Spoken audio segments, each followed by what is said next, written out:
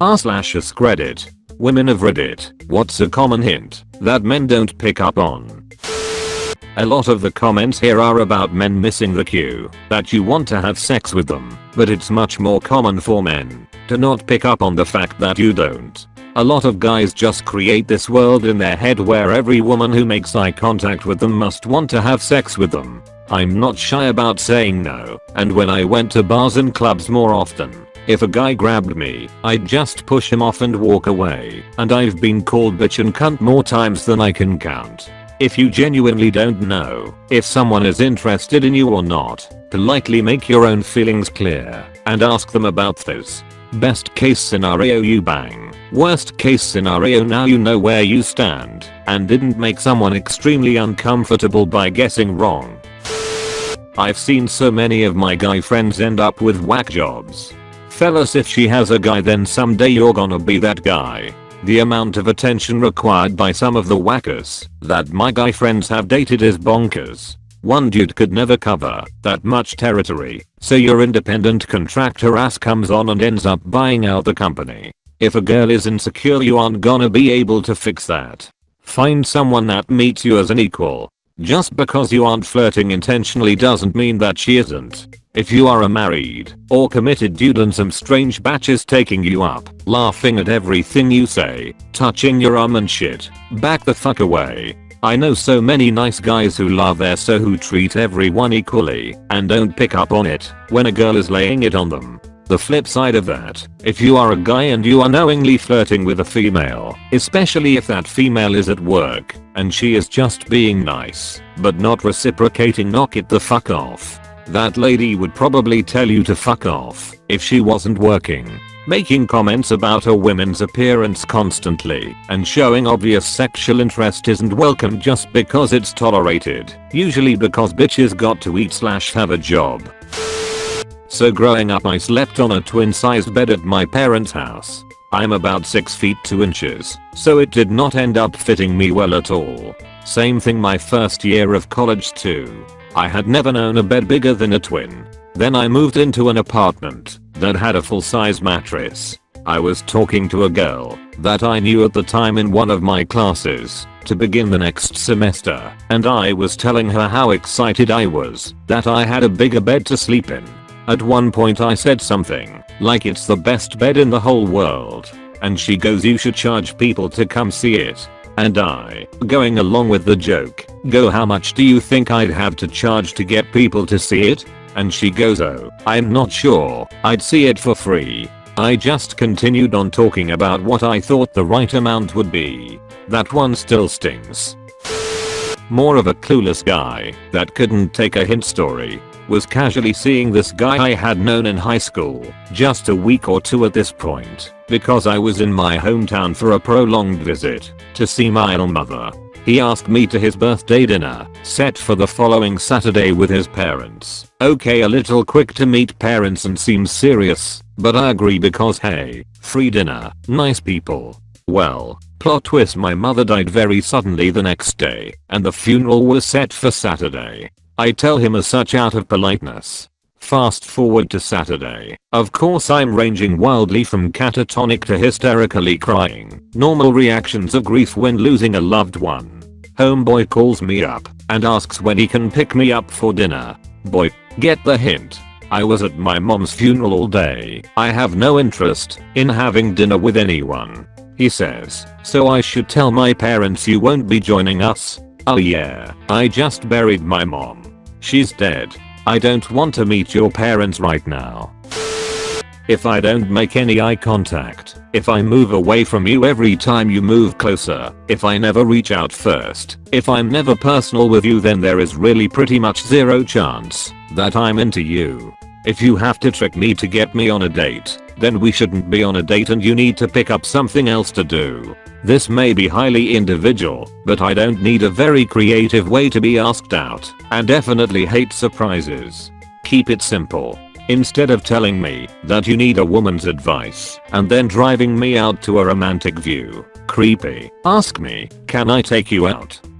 That way, I will know what I'm getting myself into, and you get the answer straight away, with low investment. If the answer is yes, good for you, mate. If the answer is no, then you didn't need to invest ungodly amount of time and resources into someone who is not wired to appreciate it. Just actively listen to the words and body language she's giving off. If you challenge her honesty, I don't see your boyfriend here. I have no object permanence. He does not exist. You're showing her you don't respect her and will bulldoze what she wants to get what you want. Noon wants that. Stop embarrassing yourself. Also, if someone tells you they have a boyfriend and they don't, it's because she's tired of convincing men she's not interested, and you're wasting her time by needing to be coddled into understanding. You have demonstrated that you don't respect her, and she thinks that maybe you'll go away in fear of disrespecting a man. Either way, if you have to convince someone to be interested in you, you've already lost, and you're just wasting everyone's time and energy. I was working as a busser at a fancy event, and I had to take a sort of looping route around the place that was half inside and half outside. The guy was stationed in this out of the way area by the door that I took to get outside to the patio. I have to run into this guy multiple times as I do my rounds with my tray of food. I'm 24 at the time and he's like 40 something. Anyways, I thought he was a nice guy at first, meaning that I believed he was being kind to me in a platonic way, so I was super outgoing and smiling because I felt so comfortable. But then, as the night continued, I realized that his intentions definitely weren't platonic. He started opening the door for me, or rather pushing the door open at the same time I was, but he was just using that as an excuse for him to get as close to me as he physically could.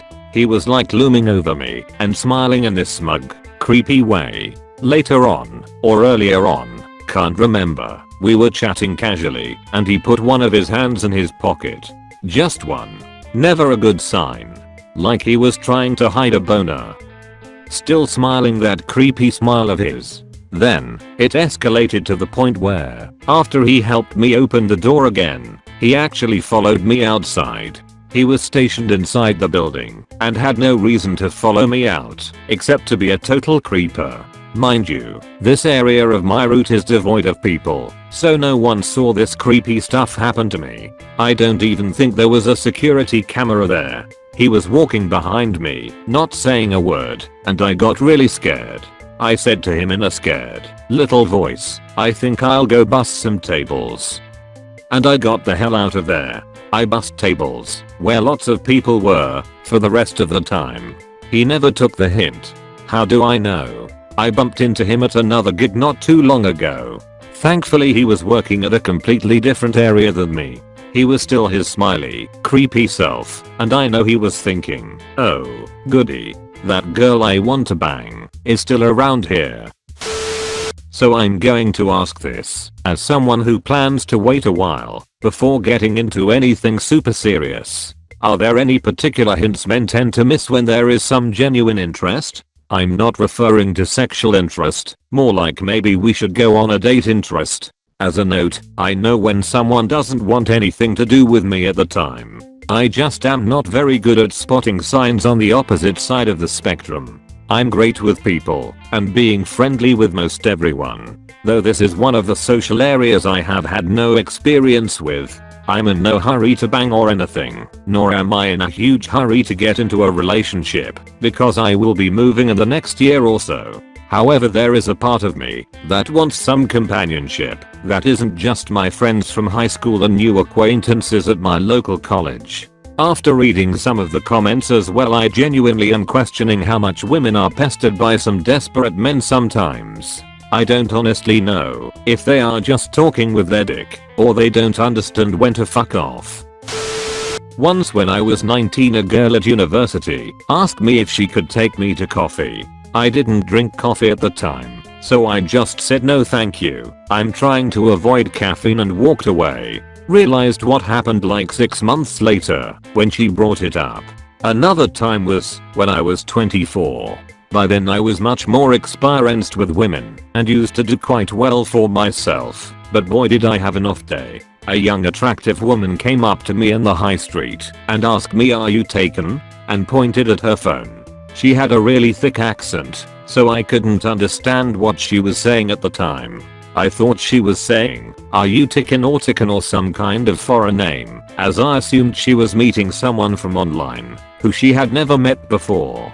She asked again like 4 times, "You're definitely Tekken, aren't you?" trying to give her phone to me. I thought, why is this woman trying to give me her phone? And each time I told her, "No, I'm not Tikin.